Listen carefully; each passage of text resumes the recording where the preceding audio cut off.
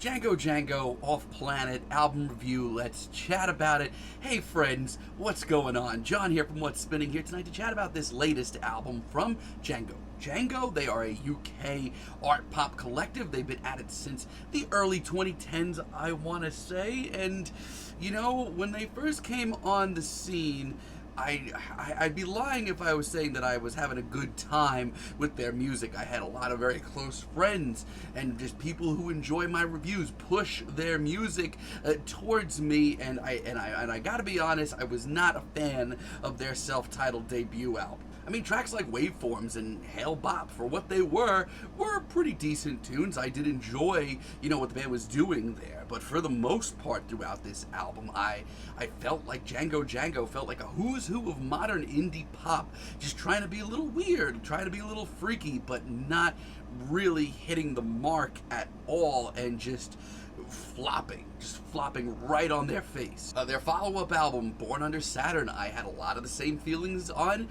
This album, I enjoyed the occasional track like Reflections, and I did enjoy the pop appeal of tracks like Shake and Tremble. I thought that was a really decent tune. But for the most part, once again, I was shocked by how truly ineffective this album was. Now, I did think Marble Skies in 2018 was a little bit better. There were a couple of decent tracks in the first half that I actually really enjoyed. But at the end of the day, I couldn't just love this project, especially when things kind of fell off on the second half. But I did appreciate the band's songwriting on this album. I thought they were putting out at least some catchy material that I could, you know, enjoy while it was on, at the very least.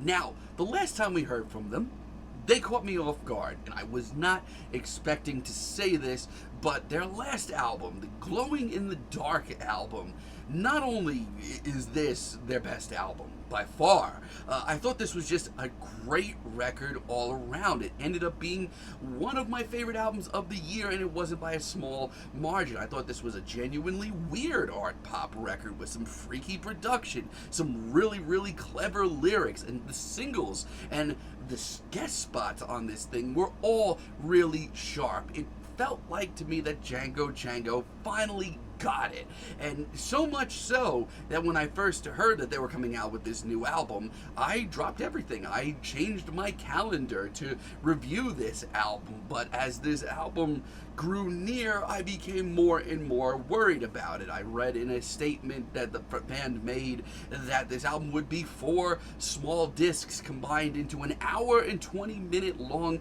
album, and each disc was supposed to represent a possible future for the band's sound, which, you know, sounds interesting on paper.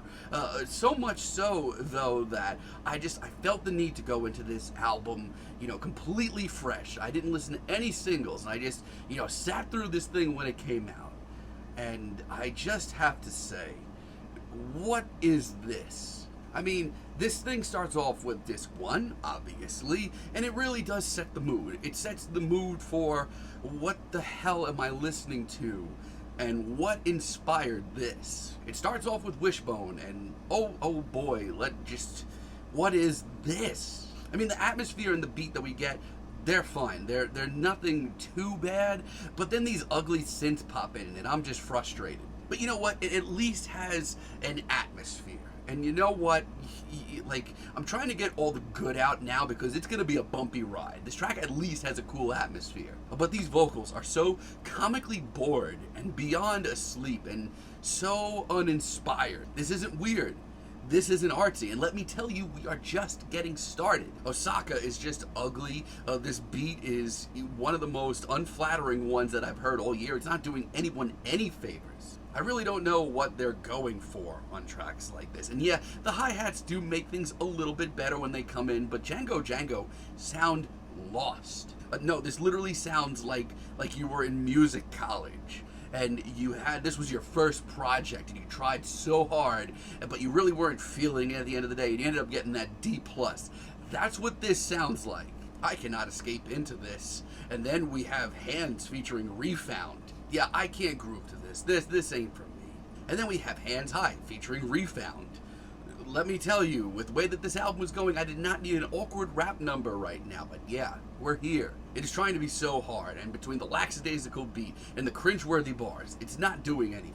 And Refound's feature here comes in a long list that we get throughout this entire album that just did not need to be here. And yeah, the hook is a little catchy, but the rest of this track is Django Django falling on their face. And Lunar Vibrations featuring Isabel Woodhouse. I mean, that laid-back beat from a distance, it sounded okay. Let me tell you, a lot of these tracks from a distance don't sound bad, but it just completely disintegrates into Django Django's version of what I can just call studio trickery, but it's not interesting. I mean, their vocals, which have usually been a fun, vibrant savior of their music, have fallen into nothingness. This 5.5-minute track becomes painful in a heartbeat. I mean, you know that this album is bad when I spent most of it pining for days like Born Under Saturn.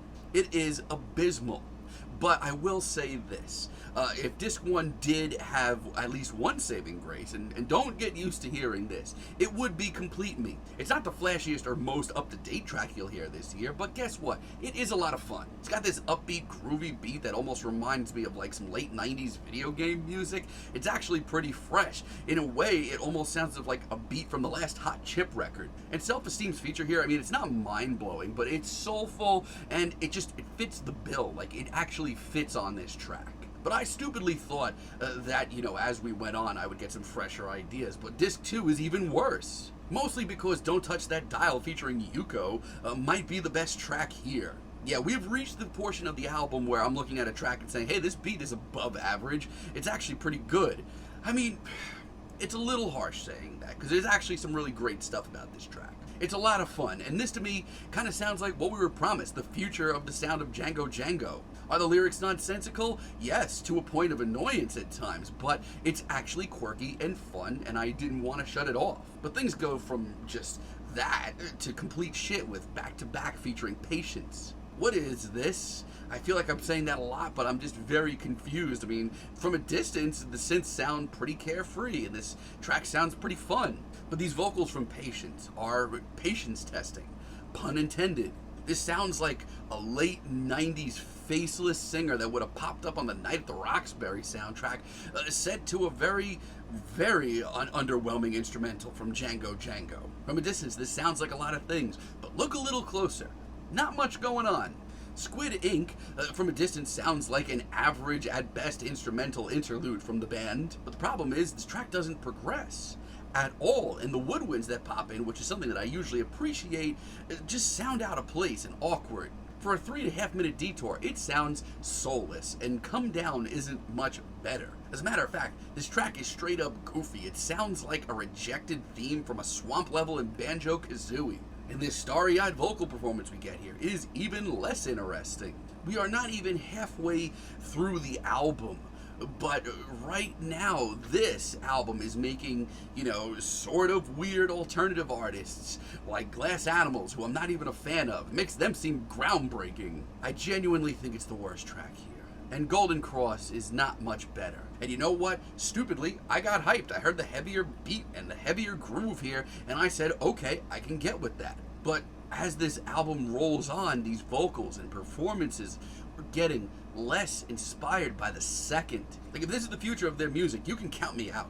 You can count me out right now. And by the way, that beat and groove that got my hopes up, it's a non-factor. It just disintegrates completely, almost instantaneously. How is this project so unbearably awkward? But my friends, it gets worse somehow, because disc 3 of this project is a wasteland, and some of the worst music I've heard in any genre this year. No Time featuring Jack Panate. Who dragged this beat kicking and screaming in here? A running theme about this album. Once again, this sounds like your first day with Adobe Pro and you're just messing around. Somehow this made an album. And Jack's vocals on this track, they're actually pretty good. As far as a guest spot goes, he's one of the few people here that bring their A game.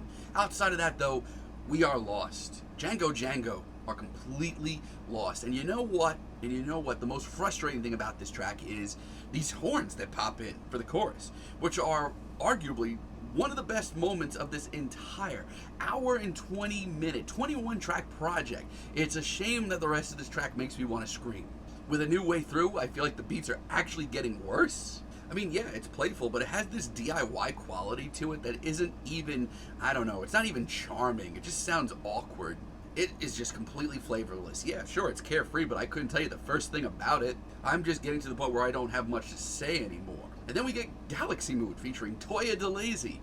Oh boy, more rap numbers. This is even worse, and like, I don't want to be that guy and say that I have nothing to say, but like, I feel like I'm beating a dead horse. Nobody asked for this. This track is obnoxious, and this feature is so unnecessary.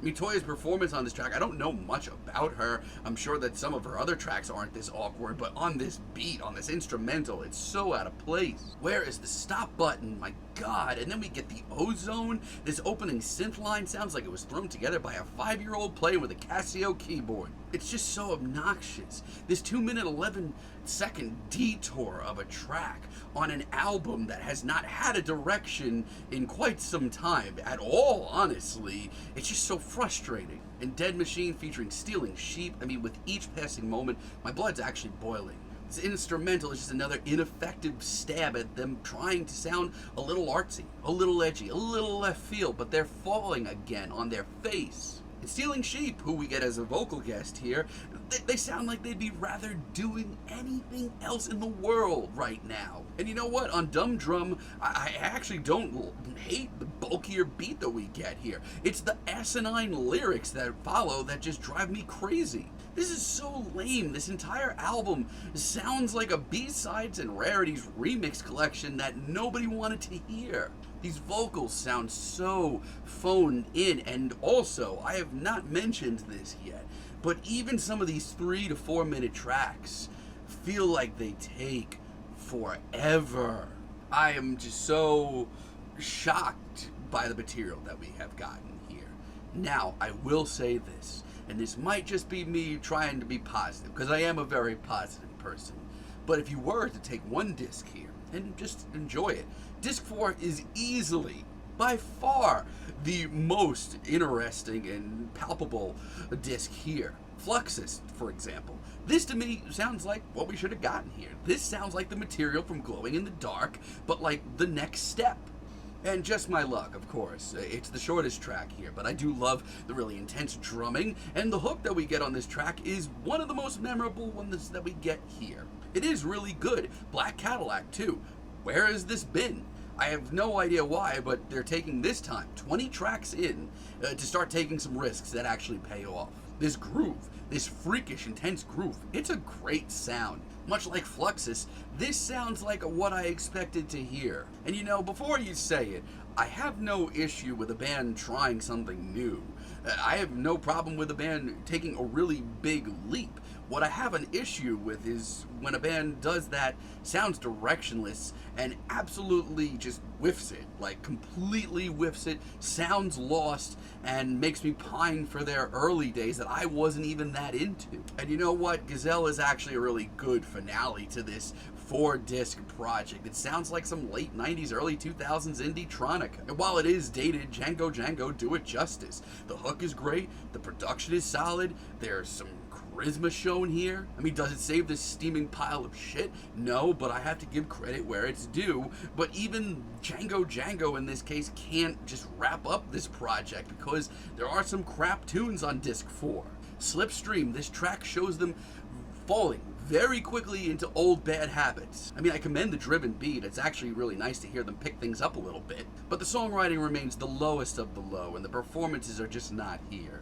Over 5 minutes, they think it's this wild journey. It is not. And Who You Know featuring Bernardo late in the album, I mean, they go for a more organic sounding track, which I'm not opposed to. I just don't know what took them so long. But everything else about this track, I am opposed to. The vocals that we get from Bernardo, not only do they sound asleep, they just sound like they could care less about this project. And if you think that there's progression here, let me tell you, who needs progression? Not on this album. I am absolutely baffled by this. And, you know, I know this review is a few days late, but, you know, it took me a long time to get through it for a reason. And I'm shocked at the results. I'm absolutely shocked. You know, this is some of the most ineffective Indietronica, Neo-Psych, and art pop that I've ever heard. in my entire life. This doesn't sound like some groundbreaking new direction for the band. They sound completely and utterly lost in every single way. I mean, the amount of material we get here, an hour and 20 minutes, 4 discs of this, and they can barely string together a slew of tracks that sound good. No, this album is awkward, it is misguided, it is out of place, it is directionless.